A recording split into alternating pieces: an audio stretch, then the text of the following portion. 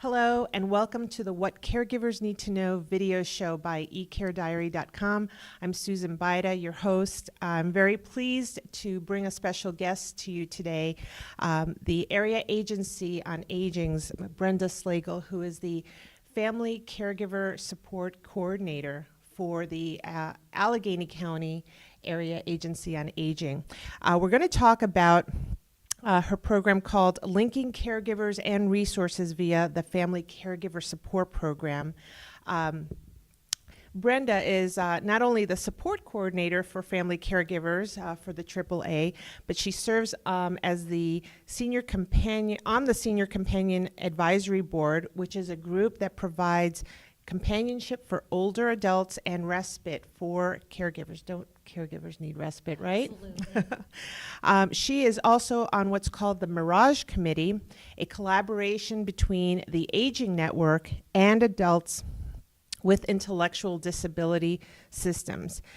There's a lot more information available. You can actually call directly on this number, 412-350-5460, and the toll-free number is 1-800-344-4319. And of course, the Area Agency on Aging has a national website called eldercare.gov, and I'm sure you can find Allegheny County that way, and we will be posting a link directly to the Family Caregiver Service Program for the AAA Allegheny County. So Brenda, I'm so glad you're here because I think it's so important for family caregivers out there to know that the Area Agency on Aging provides support for them. I think the perception is that it's really a support program for seniors. Can you elaborate a little bit more about what your program does? Sure, and thank you, Susan, for the opportunity to be able to come here and promote the program and to offer some information to family caregivers. The program is really a national program. It's usually offered through the Area Agencies on Aging, and it's really designed as a program specifically for caregivers to ease the burden and stress of being a caregiver and give them a break. In this program, a caregiver can be a spouse, it can be an adult child, it could be a neighbor or a friend. It doesn't necessarily have to be a family member, but it's someone who's providing care to a functionally dependent adult who is not being paid for the care that they're providing. One of the things we talk about is that caregivers are becoming the backbone of the healthcare system in our country because they're providing so much of that support that is uncompensated. So tell us, how does it benefit caregivers directly and the person that they care for? Okay. There are lots of benefits for the Family Caregiver Support Program. The first benefit is reimbursement for services and supplies that the caregiver may have to pay out of pocket for.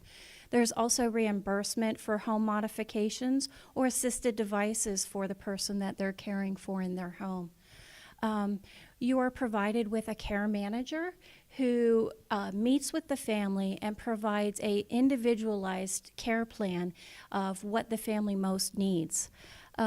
You also have access to respite, which is a short break from caregiving, which we all know is very important for caregivers. And we provide educational opportunities.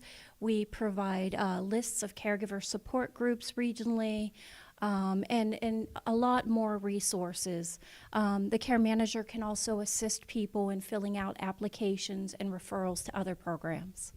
I can't tell you how helpful that can be sometimes because it's so hard to, I think, fill out some of these complicated applications.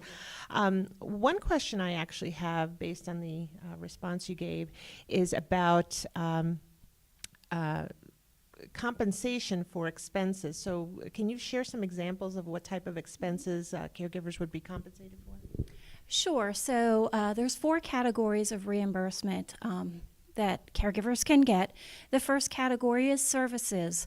So if they need to hire someone to provide services maybe when they're at work or maybe when they need a break, it can reimburse for adult day services, for lawn maintenance, for transportation, snow removal, medication setup, housekeeping, laundry care, providing baths, personal care. So services is the first category.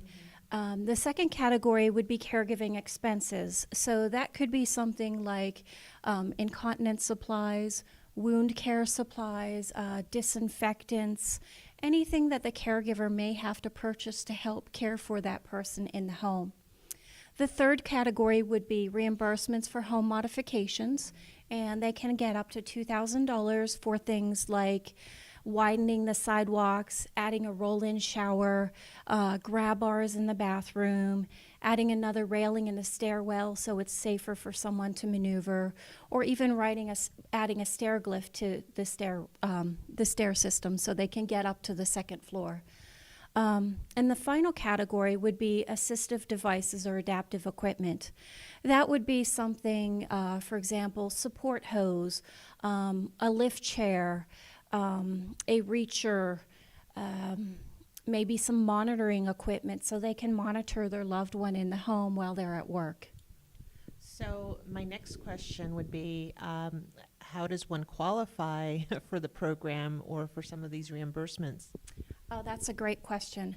To qualify, there's a very specific definition of a caregiver for this program. Not that people who don't fit this definition aren't caregivers.